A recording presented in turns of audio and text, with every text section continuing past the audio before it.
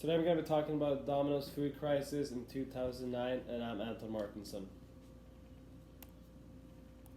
Some background about Domino's: was founded in 1960 and by two brothers, Jim and Tom Monaghan.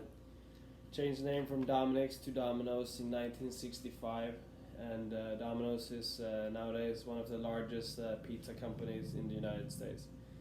It had $12.2 billion in sales 2017, and Pizza Hut, for example, they were second with $12.03 billion in sales.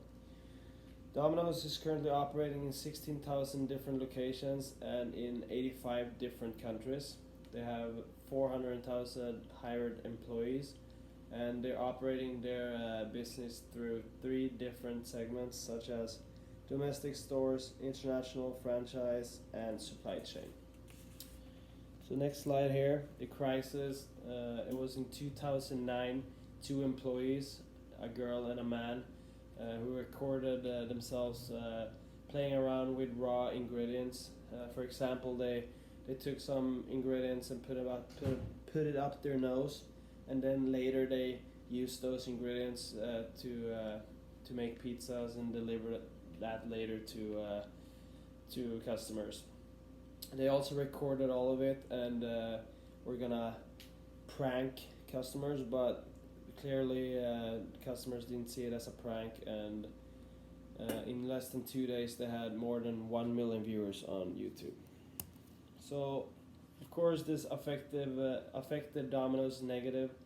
They got a lot of negative attention on social media platforms, and the problem about it is that they didn't have a crisis management plan ready, so it was tough for them in the beginning to respond to customers that were upset and was wondering what was going on, since they were questioning Domino's health overall. But the public thought that Domino's ignored the crisis and was kind of hiding from the crisis since they didn't respond, but the truth was that Domino's didn't have a crisis management plan ready. So here is a quote from the vice president. "We had a social media team that had been assembled about a month before the crisis, and they were working on a strategy to launch us more into the social media. We didn't want to jump in without a strategy, but we ended up having to jump in during the crisis, which was opposite of what we wanted to do." So for being a first-time social media team, I think they did really well, and the attention they got after the crisis was good. So how Domino's used social media, it took them long to start, as I said, but when they implemented a crisis management plan, they recovered, and for example, the vice president took action right away. He immediately captured the video and made stills of their faces, and then distributed them nationwide to their internal network.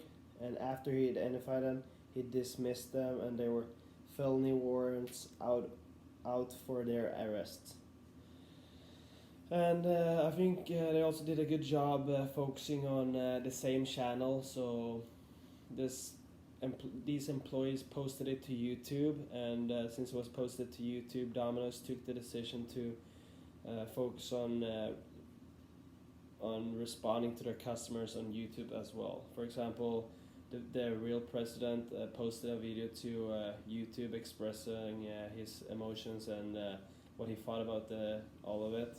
And he was strong and had honest responses and were direct to the customers, which everyone wants to hear. So they also implemented some new smart strategies after the crisis that now help them recover better.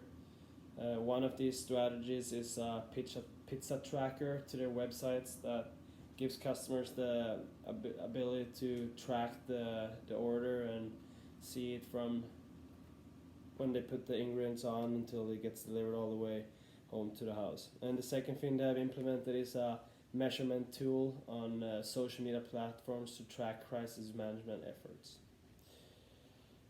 So in conclusion, they're still doing pretty good, and they have recovered, and as you can see, they have went up from 2009, where they were dipping down, to 2017 being one of the largest pizza sales in the United States.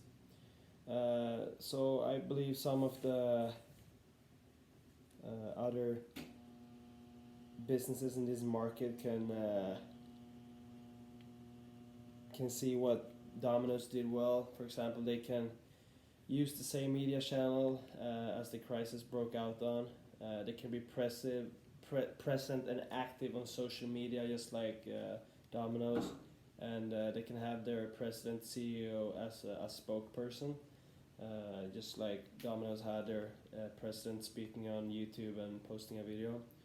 And then they also released a well-written official statement of what they thought and what they had to do, and they also spoke with their actions and not their words. And then they contacted potential customers that had been affected by the crisis. Here's the works cited on the last page. Thank you.